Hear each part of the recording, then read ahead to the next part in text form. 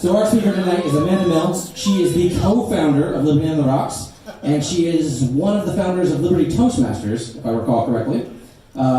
She is going to tell us about radical unschooling and why y'all should do it. So please give it up for my good friend, Amanda Muell.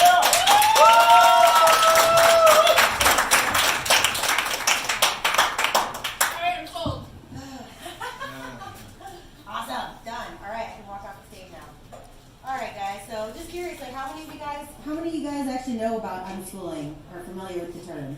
All right, cool. Not too many. A couple of you guys. Also, Ari Armstrong over here is writing articles now for Complete Colorado, so you guys can check those out too. Just a heads up on that.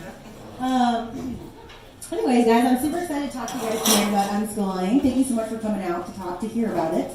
I'm very passionate about it.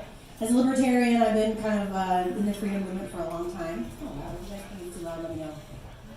But I've been in the freedom movement for a long time, and when I started having kids, I thought there's got to be a way that we can raise little hellraisers, right, to actually stop the cycle of violence with the government. So that's kind of one of my goals with unschooling, and I think it's something that every libertarian should consider when you're going to have kids. So, to get started, I kind of want to do a little bit of a thought experiment to kind of get you guys in the right frame of mind for the talk. So, because we all know that politicians and bureaucrats are way smarter than all the rest of us, let's go ahead and pretend that the government just passed a law that dictates elected officials will now determine what we are allowed to eat and when we are allowed to eat it, what time we go to bed and when we wake up, how we communicate, and then in addition, they have decided there's a couple topics and subjects that they think are so important for us to learn that we must learn them, and they will test us, and we must pass those tests. Let's just pretend that they just passed this law, right? I'm sure a lot of you guys are already thinking, like, okay, how am I going to get out of this? How am I going to get out of this law? How am I going to avoid doing this? Right? But just remember, they can force us to do things because they are bigger than us, they're stronger than us, and they have the ability to take away our freedom, right? As if this law isn't already doing that. But basically, I want to get you guys in the frame of mind of a child. Right? That's what I'm trying to do. I'm trying to get you to remember what it's like to be a kid. So we all were there. We all suffered through that period of life, if you want to say it like that. But it's been so many years, a lot of us kind of take for granted now all the freedoms that we have that we didn't have before. The freedom to eat what you want, when you want, to go to bed when you want, to wake up when you want, to communicate what you want, and to learn what you want. Like, those are things that we can do as adults that kids don't have the luxury of, for the most part, right? So I'm here to say maybe they should have some more freedoms to do those kind of things, right? In a normal society, it's kind of normal to say, like, yeah, of course kids can't do those kind of things. They can't figure those things out for themselves. If we let them eat what they want, let them sleep when they want, they're going to make terrible choices. They're probably going to die, right? Like, if we're not telling them what they need to do. So we need to do that kind of stuff, right? But it's important for us to remember, especially as libertarians, that the only reason that we're able to inflict such rules on our kids is because we're bigger than them, we're stronger than them, and we can take away their freedom if they don't comply, right? So, wouldn't it be nice if we didn't have to do that? Now, I know a lot of society is going to say, like, okay, it's unfortunate, but it's true, and probably a lot of this room will say, it's unfortunate, but true, we just have to rule over our kids a little bit, because they're just so helpless and they don't know anything, right? But my question for you all today is, what if we don't have to treat our kids like that? What if we can give them the freedom that we deserve and that we want for all the rest of society? What if we can also give that to our kids? And what if they not only would turn out just fine, but actually probably even better than if we use all the force and the threats, right? So that's kind of what I'd like to put forth today, is that, yeah, your kids will turn out a lot better if you can raise them with a lot more freedom. I also want to say, too, that if anybody's listening to this saying, this all sounds kind of crazy, if you're taking just one or two things away, I think that's awesome. I don't think this is like a one-size-fits-all, you have to take it all or nothing. I want kids to have more freedom, and if you take just one thing away, that'd be great. So, if you don't feel like you want to encompass the whole thing, or if you have to send your kids to school, there are ways you can give them more freedom, even despite that. So I want you to remember. Okay, so I'm going to start out by kind of giving some definitions of what is unschooling and what is radical unschooling. So I want to use a quote from Pam Laricchia, and she's a blogger up north in Canada. She has grown unschooled kids, did this her whole life, and she's got a podcast where she interviews families of unschoolers and grown unschoolers. So she has a lot of experience in this. So she says, for her, unschooling is, quote, at its most basic, unschooling is about learning without a curriculum, without a teacher-centered environment. It's not school at home. It's not just homeschooling, right, where you're doing all the same stuff. Or is it about leaving your kids to fend for themselves? It's about creating an environment that's based on the understanding that humans learn best when they are interested and engaged and when they are personally involved and motivated. As the late John Holt, educator and unschooling advocate, notes so succinctly, fish swim, birds fly, man thinks and learns. That's what they do. Some call it life learning because what you're doing is learning through living. So that's kind of the basic nutshell of what unschooling is, right? A lot of people look at it like, no rules, you can learn, find whatever you want. But that's kind of like a more nice way of saying it, I think. Radical unschooling is essentially extending this philosophy to all areas of life, right? So unschooling is self-directed education. They decide what they learn and when. Radical unschooling allows them to actually decide what they're going to do and when, in a lot of areas, right? So it's about parents kind of partnering with their children, not in regard just to academics, but also everything else in life. So, of course, there's going to be times like where you have to get your kid to do something. Of course, you're going to stop them from running into the street. I can talk later about examples of times where I've had to be like, we're going to brush your teeth. You got to brush your teeth, whatever. But I can tell you about that kind of stuff. It doesn't have to be you're forced to do it or you're just free to do it. There's ways that you could kind of get around it and try to still keep them free, right? But essentially, it's letting them make decisions for their life, letting them take charge of their life. That's radical unschooling. So why have I chosen to unschool, right? So when you decide to have kids, one of the things you got to do is you have to plan and think about what you want for your kids. What do you want their future to be like? What do you want to set them up for? What are your goals, right? So what do I want for my kids? So I want to share with you kind of what my goals are for my kids and what I want to do for them for their future. All right, so number one, I want my kids to be confident and independent thinkers. We need independent thinkers, right? If we want to eventually overthrow the government and live in a beautiful volunteer society, we need people like that. Right? We don't just need people that are going to bow down to authority and do what they're told. We want people who are going to question authority and think for themselves, right? So I want to raise kids who can do that and who are confident about doing that. And I argue that unschooling provides for this because they allow them to make many, if not all of their own choices every single day, right? What are they going to eat? When are they going to wake up? When are they going to go to bed? What are they going to do today?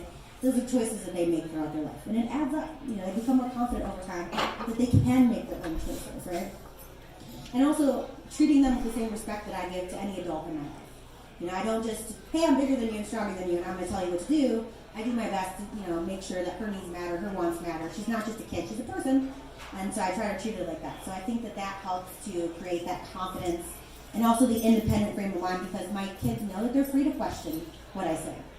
It's not just my way or the highway. If I say something they don't agree, they're really able to argue with me or negotiate with me, and I'll change my mind sometimes.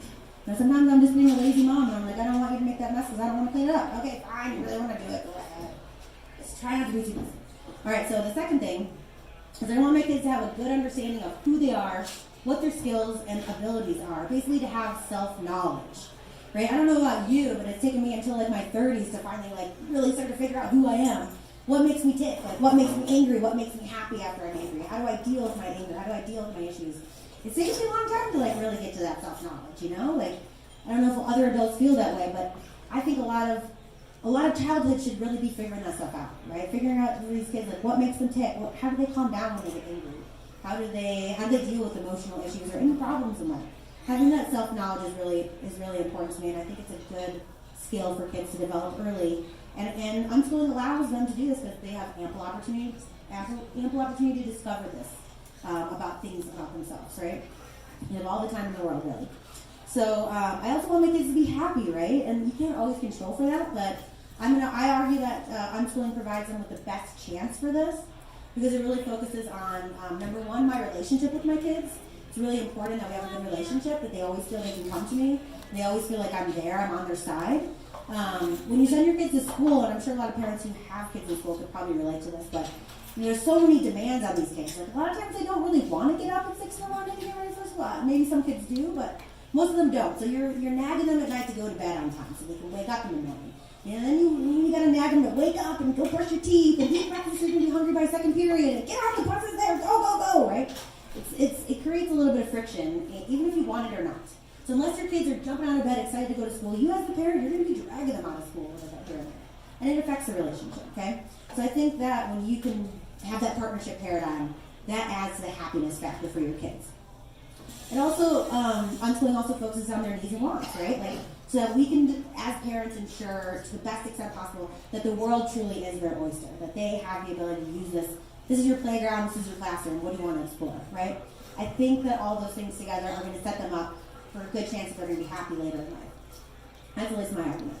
And then finally, what I'm going to focus on the most today is that I want my kids to be exceptional learners, right, who love to learn and have the ability to learn anything they want to know at any time they want to learn it, right? So, like, I don't believe that in the first 18 years of life, kids have to be filled with this, and this information. If they don't have it, oh my God. I think that what kids need to do for maybe the first 18, 17, 16, 19, 20 years of their life is learn how to learn, right? Not just learn how to learn, but like enjoy learning. Kids love to learn, and we want to foster them. We want to keep that love of learning because that's how they're going to become good learners, right? We want them to be able to pick up any information that they want and need at any point in time in their life and learn it. So that's what I want my kids to be able to do. And so I'm going to kind of bring forth my reasons why I think that unschooling is the best way to create these exceptional learners. If that's something that you want for your kids, and maybe not, but for me it's important. All right, so let's get into why I believe that this is going to be the best way for them to become exceptional learners. To start, as I already mentioned, from the moment they're born, children are designed to learn. Kids love learning. Like, it's pretty incredible to watch. You can ask any parent, they'll tell you. Kids are constantly learning from the moment that they first can, right? So let me just give you an example of my son Jack.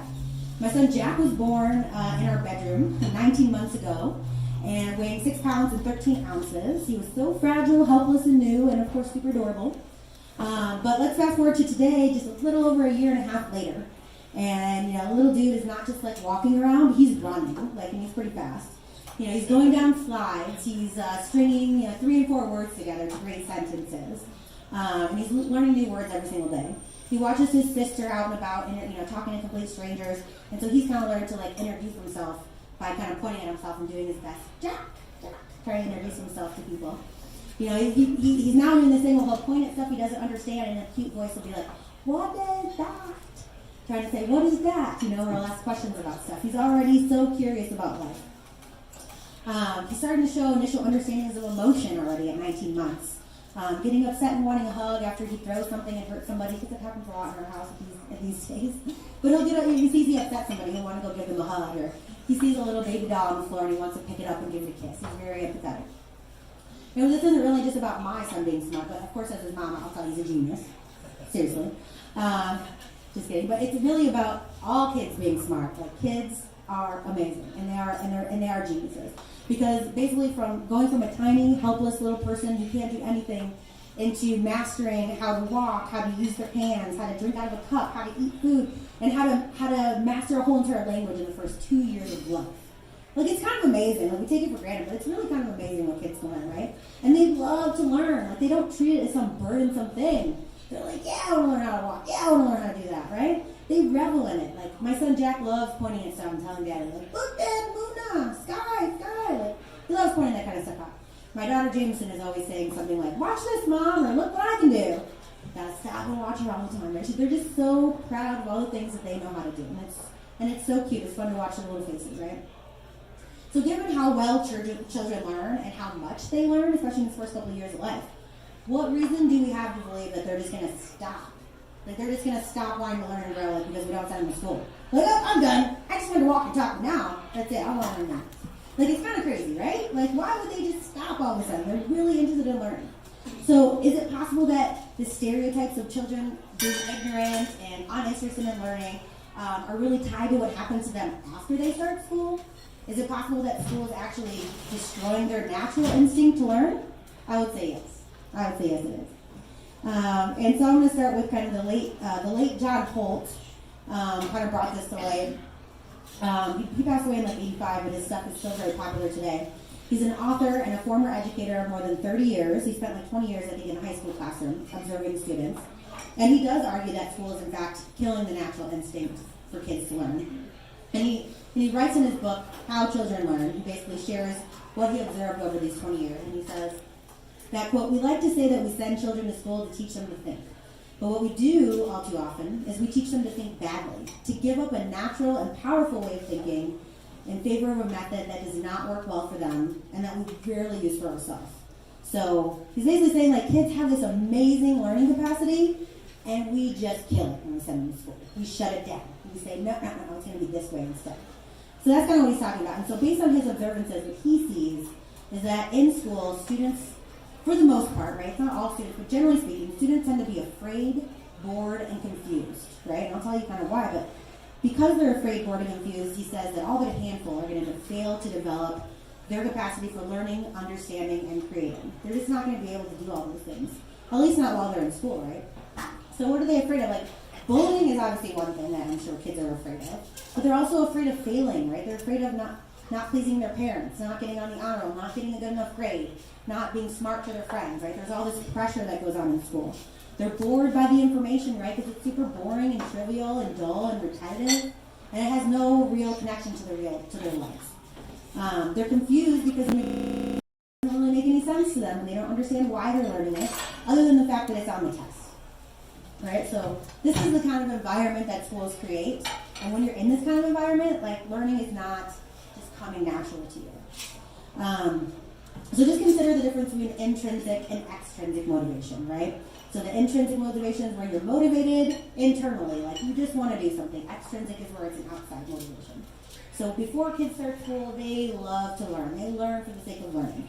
They learn to get better at things, to be like the adults in their life, to learn more about the world, to piece it all together, right? Learning is just fun and intuitive.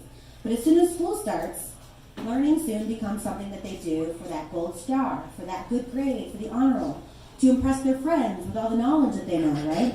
All of a sudden, it's not about learning for the sake of learning, it's now learning for the sake of pleasing other people, pleasing parents, pleasing teachers, whatever it is. All of a sudden, it's become an extrinsic motivation to learn. So that's one of the reasons why I think that school just takes the joy right out of learning, which sucks, right? The big thing, too, that I want to point out is that schools take away time for self-directed, unstructured play. Play is super important for kids. Like, there is a lot of research out there to support this, but it's really, really important. Peter Gray is one of the main researchers that I focus on for this talk, but I totally recommend him if you want to learn more about this. But there's a lot of research out there. I'm just going to focus on Peter Gray because he puts forth a lot of it. And so Peter Gray, he's a professor at Boston College. He wrote the book Free to Learn. He observed kids in an unschooling environment for many years. He observed kids at a Sudbury Valley School, which is like an unschooling school. And he also did a lot of research on the hunter and gatherer tribes and focused on kind of how those children learned through play. And he currently writes for Psychology Today, where you can find a lot of great articles from him. All right, so here are some of the points he makes about play. So children are naturally designed to learn through play and exploration. Oftentimes, they will play at things that they see happening in their culture, or they'll mimic things that they see adults doing as a kind of a way to prepare them for life as an adult one day. You know, they don't do it thinking that's what they're doing, but that's just what they naturally, instinctively do. So my daughter Jameson is, as an example, is always playing games that are involving like cooking or playing family or caring for kids or going to the hotel or whatever, things that adults do. She pack up her little luggage, it's super cute. So that's kind of an example of how kids, when they're playing, they're really preparing themselves for adult play without even realizing it. In play, children also develop rules for games that they play, right? And they make people beholden to those rules. So it's actually like a real life social contract, right? Like, we all realize that the social contract that we live in is bullshit because we didn't sign anything. But when you're a kid and you're walking into a game of dodgeball out on the playground, I'm not talking about at school, I'm talking about like unstructured play, not run by any adults. When they're walking into the situation, they're like, okay, what are the rules? Okay. They know that if they don't follow the rules, they're going to be kicked out of the game, or the kids are just going to stop playing, right? So this is a little real social contract, but they are agreeing to abide by the rules. So it's teaching kids like how to negotiate what the rules are going to be, negotiate maybe changing over to rules, or maybe wanting to stay in the game. And they're also, of course, learning how to get along with each other and how to keep and make friends. Like, these are pretty big, important things, especially for kids to learn at 3, 4, 5, 6, 7 years old. Learning how to make friends, learning how to keep friends, learning how to get along and cooperate in society, like, great skills to have. And they don't get that in school, right? Because there's just not a lot of playtime. Recess is like, what, a half hour? It's not quite the same. All right, so here's a quick example, too. My daughter had, like, last week and the week before, had her first sleepover with her best friend, of 4. And it's at my house, so the other kid was kind of the brave kid that came and showed up and saved the night. Everything went great. But they spent over 24 hours together, so there's definitely some times where they were arguing with each other. And I've kind of learned to sort of stay back and like let them do their thing, and unless they ask me to come in and help, I'll just let them do their thing. And what happened a couple times is that they would get into a fight when they're playing, and the other kid would run upstairs and start crying and like shut the door, and I've got the baby monitor on downstairs in the kitchen so I can hear what's happening. And next thing you know, Jameson will come in the room and she'll say, "Hey, I'm really sorry. I promise I'll never yell at you again. I promise. Just come back and play with me." And so within a few minutes, they're back to playing, right? This would happen every once in a while, or the other kid would upset my daughter and then come in and apologize, and they'd be back to playing. But again, like they're learning this on their own. They're figuring this out on their own. They're like, if I want this kid to play with me, I guess I gotta be nice. I gotta share my stuff. And so this is a really great lesson for them. So unschooling just gives years and years, however much they want, this complete free time to play and to develop these skills, right, that they don't have when they're in school. Play also develops the internal locus of control, like letting kids have the ability to feel that they're in control of their lives, right? So it helps them to learn to control their anger. And it also, like, in making their own choices and solving their own problems, like this is an unstructured play, right, where there's no adults butting in. They're kind of figuring things out amongst themselves. It's really teaching them that they can do things and they're not helpless. Like they can figure things out on their own without some adult saying, this is how you need to do it, right? And that's like a big skill, because people that don't develop those skills, that don't feel that they're in control, those are the people that we know who are always playing the victim, right? Like, it doesn't matter what I do with my life because X, Y, and Z is always going to happen no matter what. We hate that mentality, right? We don't want that victimhood for our kids. So play is going to help them figure out that they are in control and they can control their life. So it's a great skill for them to learn. It's emotional development, basically. And as I kind of talked about in my first speech when I did the peaceful parenting, is that kids have a really hard time expressing themselves and controlling their emotions. So oftentimes you'll hear parents, stop crying, or, quit with that whiny voice or whatever. Because kids, they don't really know how to communicate. They whine, they cry, they scream, they do all that stuff. Super annoying. Don't get me wrong. But the best way for them to learn how to not do that, how to control the way they feel, is to teach them through experience, through play, through modeling as an adult. It's not really through force and control that you teach them that. You can knock it down and shut it out by threatening them or punishing them, but they're not learning in the same way as when they have this experience to actually learn it in real life. And both Jameson and her friend that I mentioned before, they're actually both really good at, they get really upset and they get really pissed off, and what do? They I need to go be alone, and they go up in the room and they shut the door. And usually sometimes my daughter will go upstairs and slam the door shut, and I'll go, "Do you need me? No, I want to be alone." And 10 minutes later she'll come down and she'll either apologize or she'll ask me to apologize, and sometimes I have to decide with me. But whatever. So I'm not perfect. I have to be honest. I'm not perfect. But I always do apologize, and I always recognize when I did something I shouldn't have. But anyway, so this is stuff that a lot of adults still haven't figured out. How to control your anger. Even for me, I'll get so angry sometimes, and I'll blow up at people. And I finally realized in my 30s again that sometimes I'm really mad. You better let me go upstairs and be alone for 2 hours before I'm going to talk to you, And I know it pisses off my husband, but sometimes I'm like, you don't want me to say some things I'm going to say right now. So I really shouldn't say those things. So these kids are learning this stuff, from just not going to school and staying home and playing and engaging with other kids. It's really cool, actually.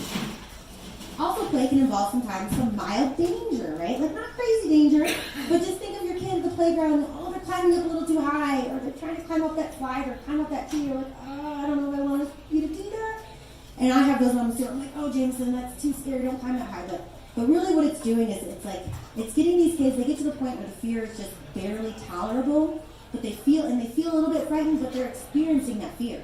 And they're learning that they can handle that fear.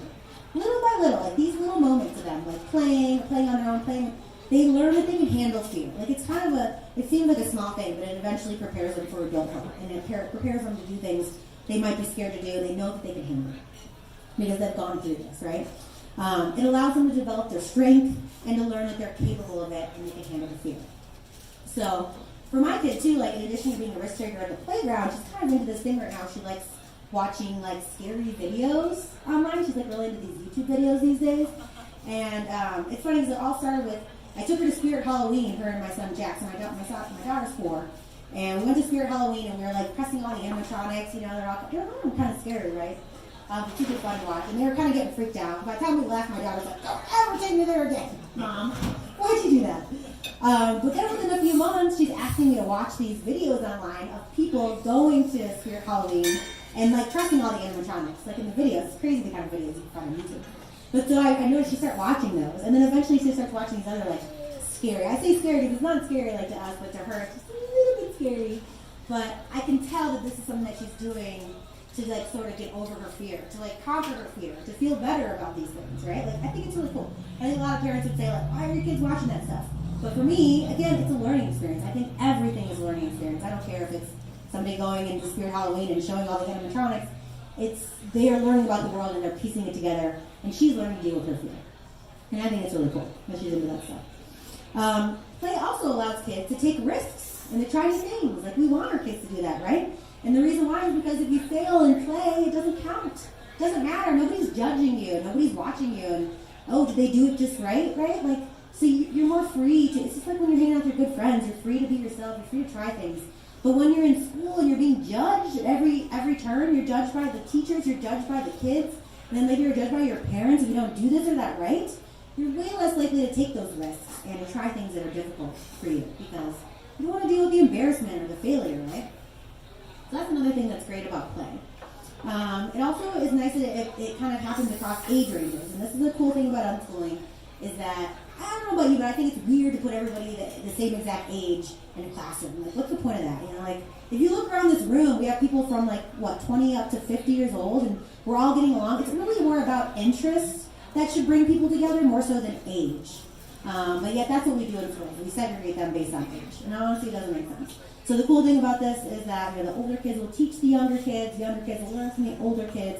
I have 2 kids, and so I watch my son look to his sister, and he learns so much. Like he's talking months ahead of her, walking months ahead of her, and she's smart too, really, but I could see he's watching her do it. He's like, there's another little person doing it, so I can do it too. So it's pretty cool. And the last thing I'll say about play is that it allows kids to explore and dive into their interests, figure out what they're really interested in, what they're really good at. Gives them ample opportunity and time to do that. And Peter Gray did a lot of research with the grown unschoolers, and he found that a lot of them, the careers that they're doing now, had a lot to do with what they were interested in as kids. So like one example is a kid was really into making clothes for dolls, and they did that a lot. And now they're into fashion. That's their job, they do fashion and stuff like that. So it really does become interwoven over time. Not always, but still. It's still a good thing for them to have time to develop that. All right. So in addition to the whole point on play from Peter Gray, there's also this thing called the Too Much Too Soon campaign in the UK. So in September 2013, there was 128 early education experts who signed on to an open letter published in the Telegraph that was basically asking that students don't begin formal education until the age of 7. So right now in the UK, it's 4 is when they start their formal education. Here in the United States, 4 is like preschool, and so a lot of times it's part-time, so it's not probably as bad. It sounds a little bit worse in the UK, but still it's 5 is when they're starting formal, kindergarten, where they're there all day, every day, 5 days a week. So these educators kind of said they shouldn't be starting school until 7. And they focused on the importance of play, is one of the big things that they focused on. They said these kids need more time to play, more time to develop these skills, and they made the point that play is what enables humans to become powerful learners and problem solvers, right? These are important skills for kids, and it's through play that they develop these skills. So there's a lot of research out there that talks about this. And according to the research in this campaign, if you go and read this letter, you kind of go to the website that's talking all about it. They quote a study that says, quote, neuroscientific studies have shown that playful activity leads to synaptic growth, particularly in the frontal cortex, the part of the brain responsible for all the uniquely human higher mental functions, right? So we want our kids to be smart and good learners. Plenty of time to play is important. The educators pushing the campaign, they also point to the fact that it supports the development of intellectual and emotional self-regulation. Kind of what I talked about before, right? They learn how to control their anger. If I want this kid to play with me, I better calm down. I better stop being such a jerk. And it's not because somebody made them, it's because they realize, think about when you get that light bulb idea, something clicks for you, it makes sense to you. Think of how much better you understand it than when you went and somebody lectured to you and told you. All this stuff I'm saying, guys, it's gold. Take it home and think about it, and in a couple of days, maybe you're going to be whoa, mind blown. Maybe not right now, but I'm telling you. But seriously, you have you have time to think about it, you have time to develop this stuff. All right, so it's important to show, too, that studies have shown that the loss of playtime has resulted in an increased indicators of stress and mental health for our kids. I'm not going to get into this too much, but there's a lot of research out there, and Peter Gray talks about it a lot, but that basically, like, play has been on the decline since, like, the 1950s, and that also happiness in kids has been on the decline as well. I think all of us know probably that the teen suicide rate is pretty high. Kids are depressed and anxious. They're being given all these drugs to take or whatever. And people like Peter Gray will point out that the decrease in play has a lot to do with that. I'm not going to say it's the only reason. I think there's a lot of reasons. The bullying, the drugs, the academic pressure of schools, all those things really play a part. But again, they're all linked to school, okay? So just remember that, right? They're all linked to school. All right, so here's the other big question, right? So you might say, like, okay, that's well good. Okay, kid, play is important. I get it. Kids being happy and good relations with their parents, that's important, right? But seriously, like, how are your kids going to learn to read? Like, how are they going to learn to write and, do math and all this kind of stuff? We don't send them to school. Okay, that's a great question, right? So many people are concerned that unless they're forced, children will not learn to read or write or do math or any of that stuff, right? I'm just going to kind of focus on reading today, but I will tell you that they will learn to do all those things. It's just like walking and talking. Children are going to want that power at some point when it becomes necessary and relevant to their lives. They're going to want to know to do those things. They learn how to walk and talk early because those are kind of important things to learn early. But, basically although society promotes learning to read at like 4 or 5, probably learning math and all kinds of stuff at that age, many unschoolers often, this might be shocking, but a lot of unschoolers won't learn to read until they're like 8 or 9 or 10 even, some of them. And so that might seem like crazy to some people, right?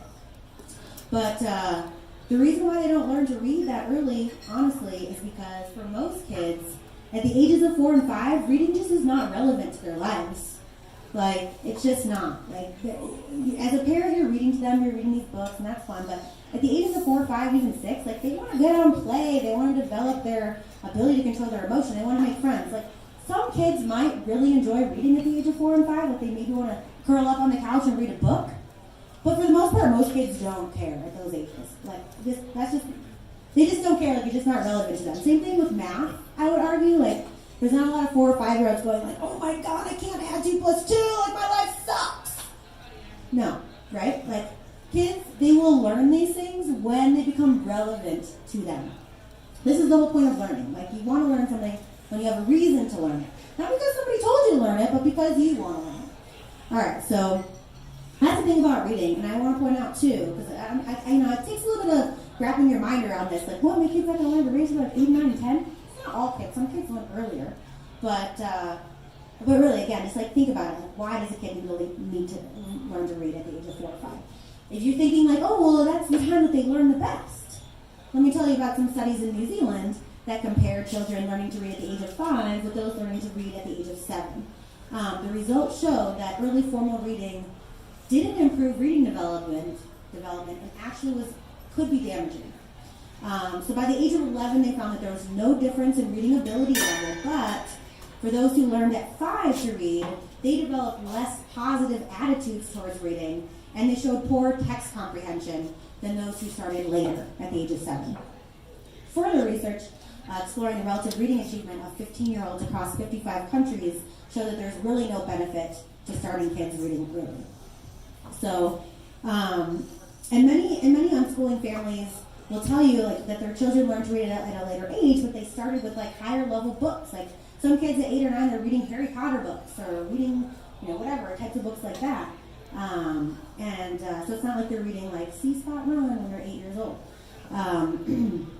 And I honestly have yet to hear, and I've read a lot of unschooling stories, so I've been diving into this for years, and I've yet to hear anyone say, my kid never learned to read. Like they all learned to read at some point, and they all learned to write at some point. Let me just promise you that. But let me say too, guys, like seriously, like if walking and talking were taught in school, like imagine kids start school at the age of 1, I assure you that people would insist they would never learn it without formal instruction, right? Like just imagine kids start school at 1. Oh, they don't start school at 1. How are they going to walk? How are they going to talk, right? So just think about that for a second. All right, and a lot of people would believe it too. It's a sad thing. They would totally believe it. They would buy it. All right. So let's just think about this for a second. Like, why do we think that kids learning to read earlier might not enjoy reading as much as kids who learn it later in life?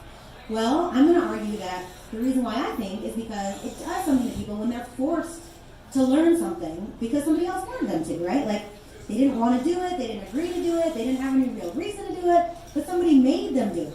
So they learned it because somebody made them do it.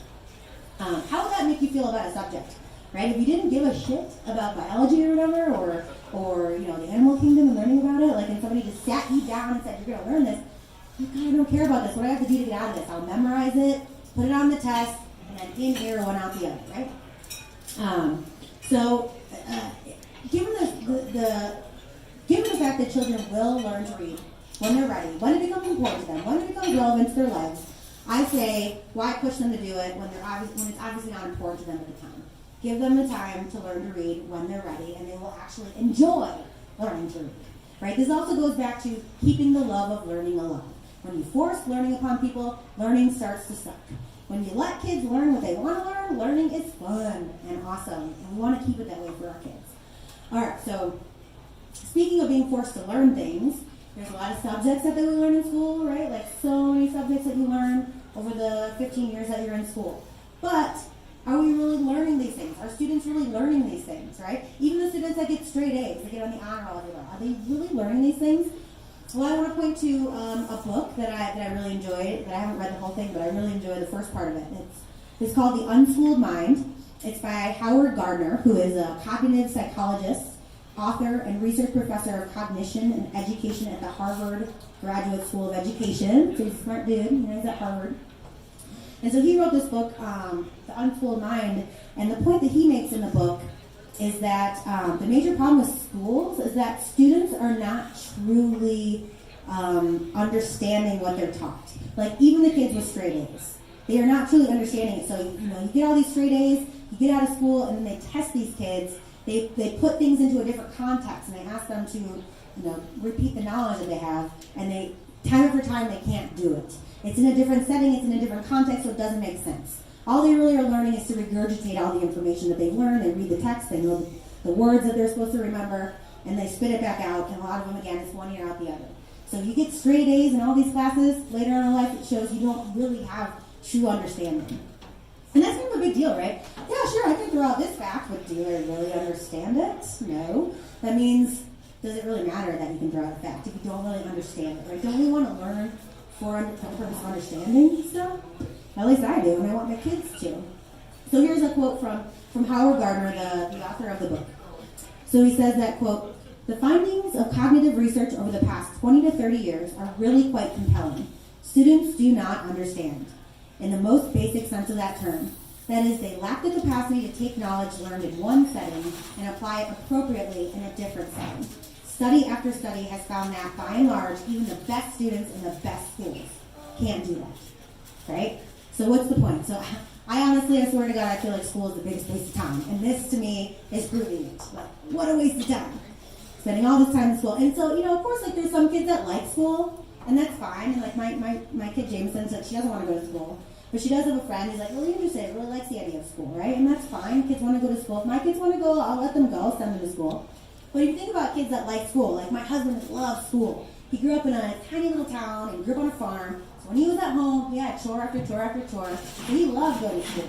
But was he like excited to go to school because like he couldn't wait for social studies? Or like he couldn't wait to start algebra class? No, it's because his friends were there. Because he wasn't doing chores. Like, he did what every other kid does. You try to get out of it. You try to pass notes. You try to spend as much time as you can with your friends. Like, that's what people like about school, and that's fine. And I'm not going to talk about socialization, but we can get into that in the Q&A if you guys have questions about it. But that's why people go to school, is to socialize, is to make friends, right? But isn't school supposed to be about learning? All right, well, it's not. So, all right. So why? Drop the mic. All right. So why aren't, I'm getting close to the end, guys. So why aren't students able to understand what they're taught in school? Like, let's think about this for a second.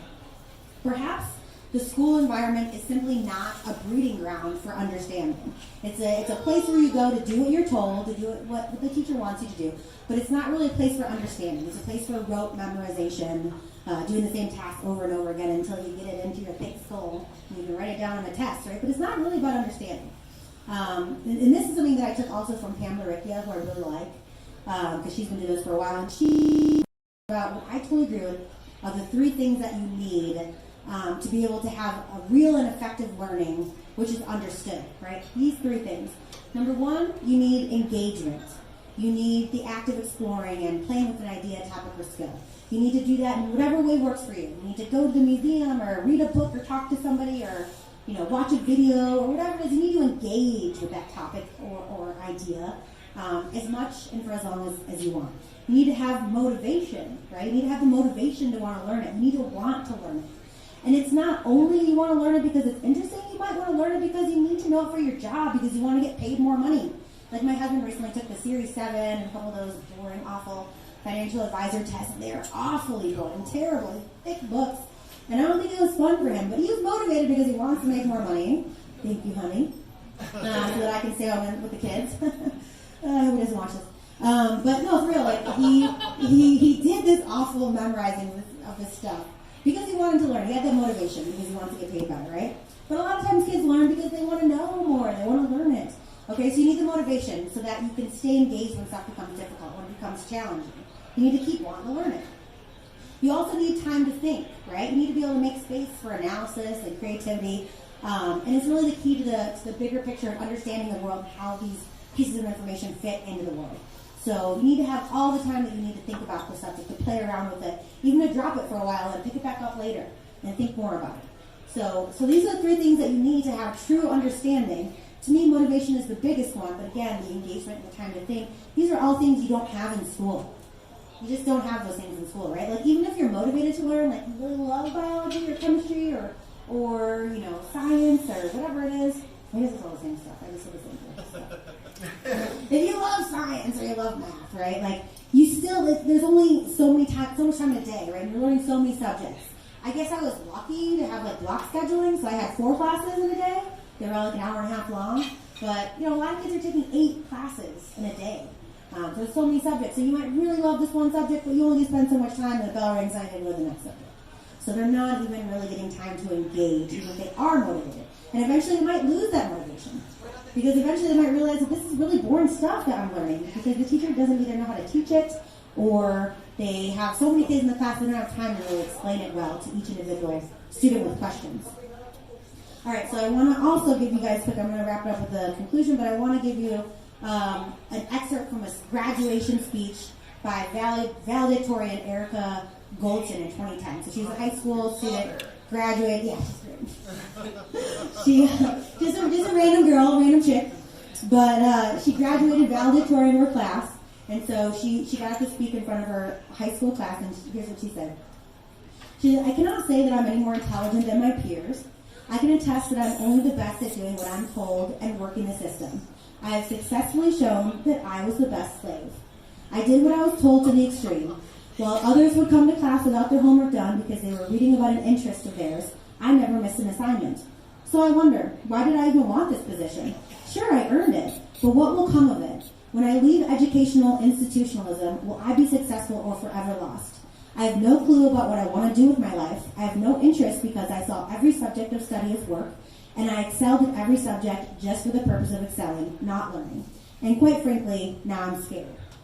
So this was I would love to have been there for that valedictorian speech, just to see the look on our teachers' faces, but boom, right? Like, awesome valedictorian speech. Damn knowledge, Mom. Right?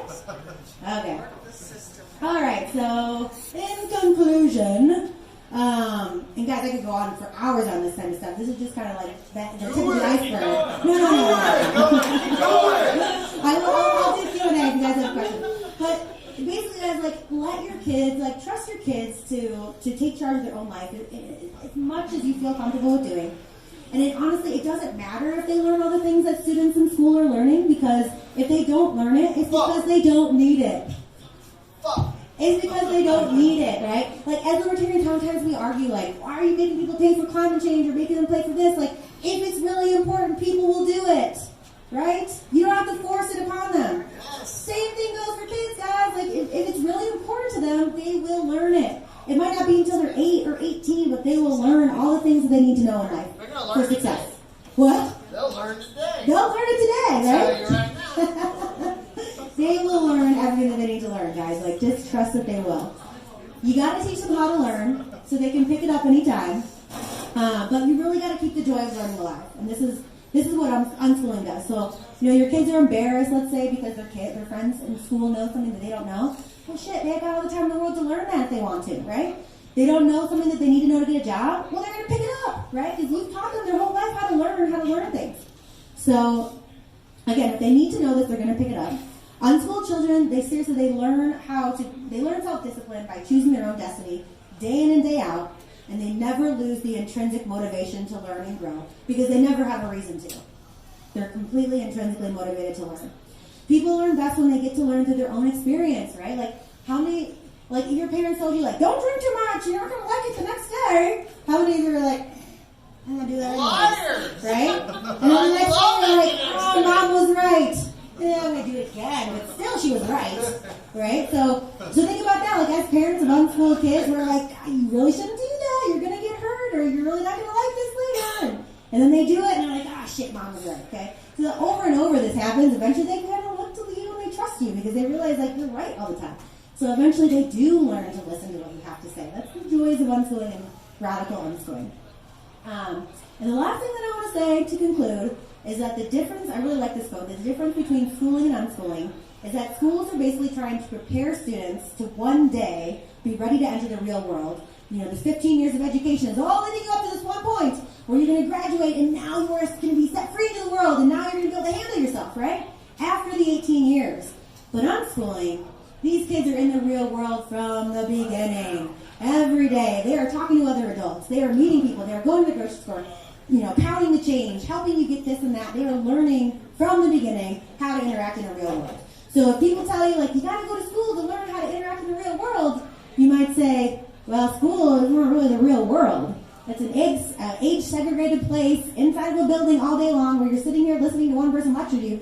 It's not really like real life. My kids are actually in real life, in the real world, all day, every day. So we need to be more prepared for the real world by the end of it. Yeah! Hell yeah! Hell yeah! That's awesome! That was awesome! Wow, that's so good! Questions? Any questions? Yes, sir. Amanda, I was concerned by the extent to which you were referring to studies and research in the course of your lecture, and particularly in the field of education, I questioned the validity of most research that's done because the NEA so opposes anything that would show that a lot of the teachers are not very effective in what they do, and that's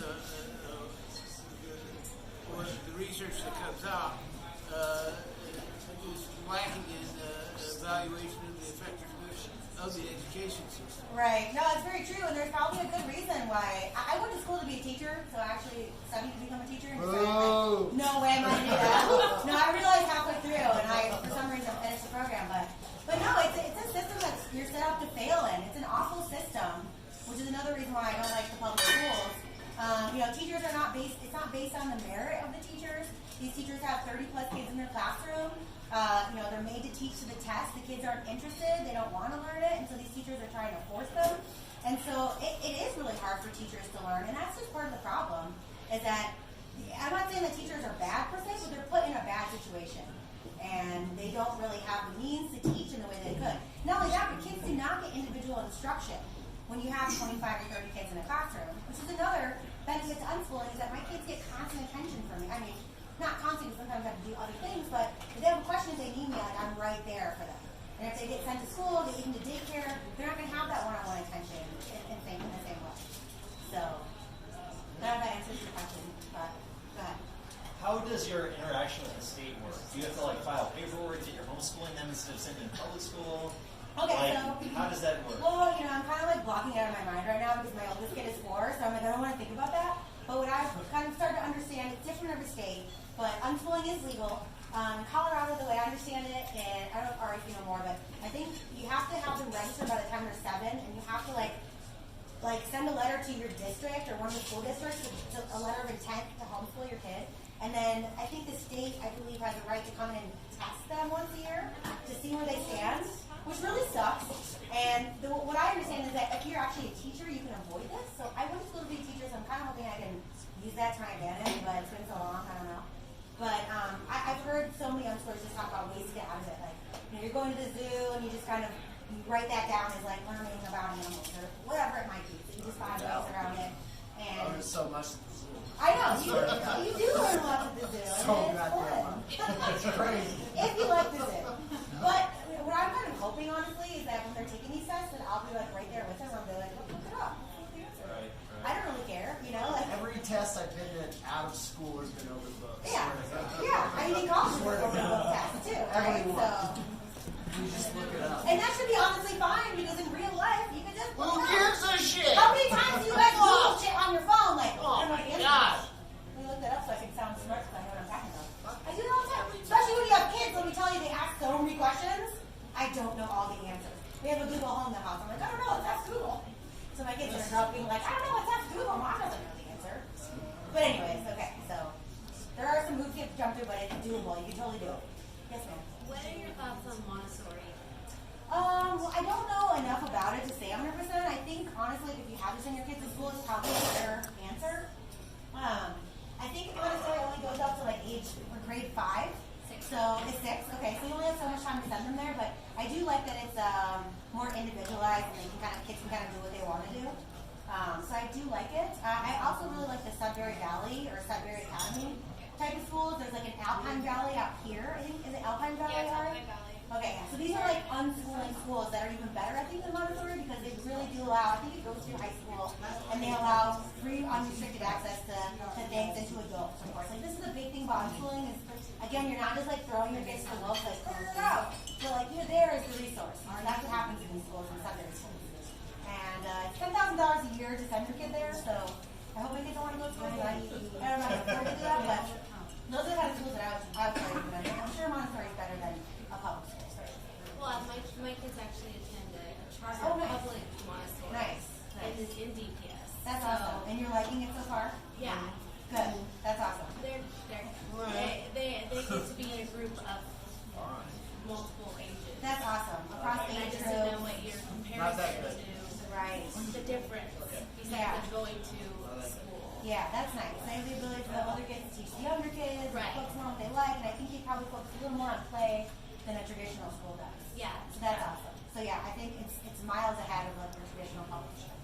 So I would say Montessori is probably one of the better ones for mine. Anybody else? Any questions? Kira?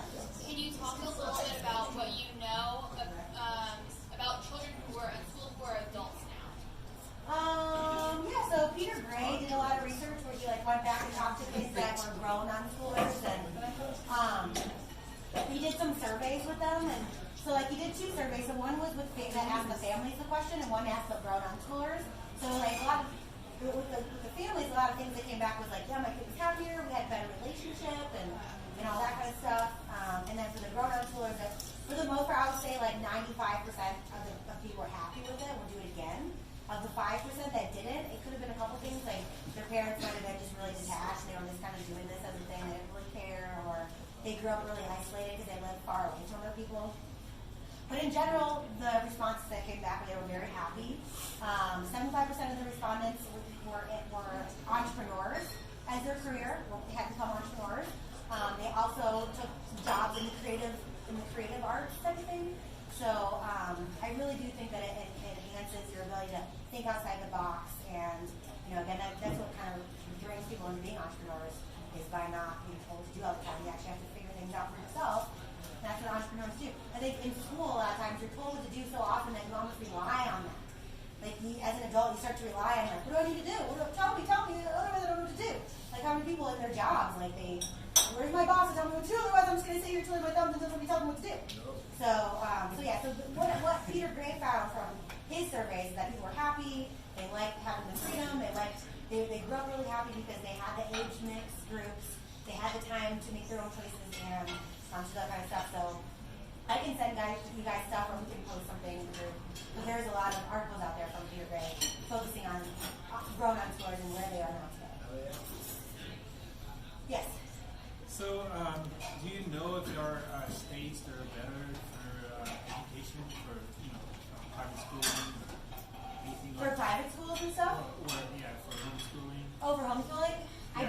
would imagine Alaska, maybe. What's I honestly don't know because I do not want to move out of Colorado, so I haven't even looked. So I'm not sure. But there's a lot of information out there online if you ever want to find out. Because I go to a lot of unschooling groups on Facebook where people are unschooling, they're always talking about this kind of stuff, and those people have put that information or done that research because their kids are older. But I don't want to leave Colorado, so I'm just like making do with what I have here. Colorado's in the works. It's not the best, but it's not the worst. Still do it. So that's nice. Yeah. This is not a question, but more like a resource. So the other day I was listening to the TED Radio Hour, and there was an episode about Press Play, and they talked about the importance of play, and I just wanted to highlight one little story that they had. So this one guy was told to research why a mass murderer was the way he was, and they found that before the age of 5 he was not allowed to play. And they also did the same study at a max prison, and they found that all the murderers were not allowed to play before the age of 5. Wow, that's interesting. Thank you for sharing that. I'll have to check that out. Now, there's a lot of research from Peter Gray, too, talking about, as I mentioned, the decline in play over since the 50s, and there's the rise, and he correlates it. You know, he does it as other things, too, but he'll correlate it, and he'll tell you reasons why. He said he found out that the suicide rate for teenagers is like 5 times higher during the school year than during the summer. That's not technically typical for suicide in general. And a lot of it happens around April or May when the pressure really is on for these kids, right?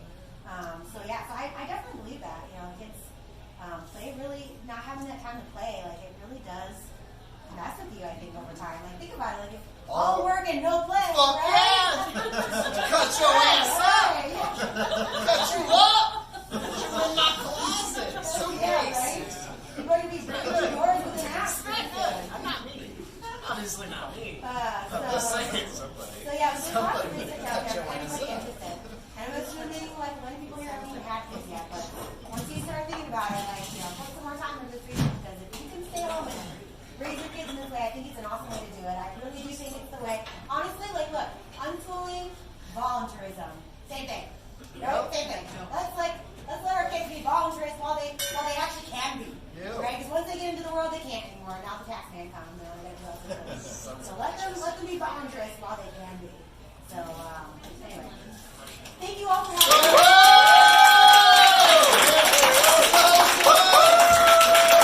Thanks, Amanda. Thanks, everybody, for coming out. We'll be back in 2 weeks. Justin Aldo will be talking about property rights. And then we got Scott Horton the first week of April. That's Friday, April 3rd.